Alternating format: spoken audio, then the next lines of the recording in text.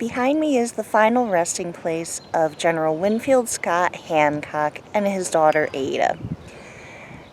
Hancock was born in Montgomery Square and was a native of Norristown. He lived here for many years.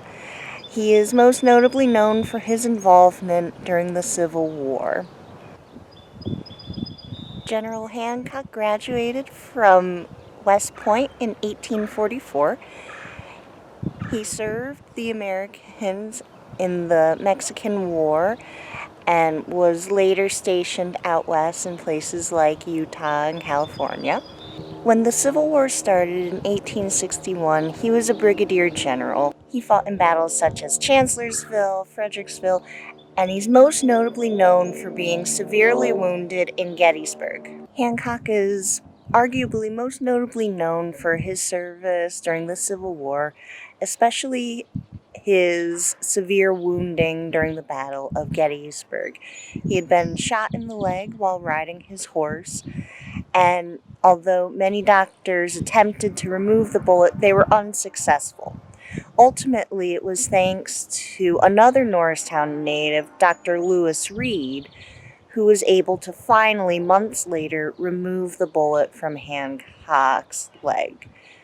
After the bullet was removed, he was able to go back into service during the Civil War, where he saw action in battles such as Petersburg. When the war ended, he was a major general.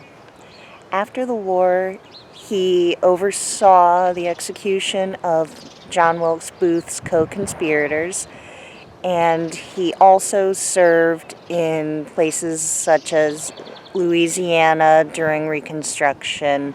In 1880, Hancock ran for president, but he ultimately lost to James Garfield, who was the Republican candidate. Hancock died in 1880 on Governor's Island in New York State.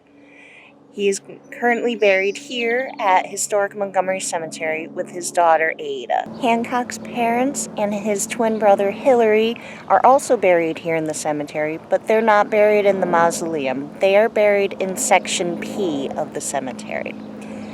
His wife and their son are actually buried with his wife's family in St. Louis, Missouri.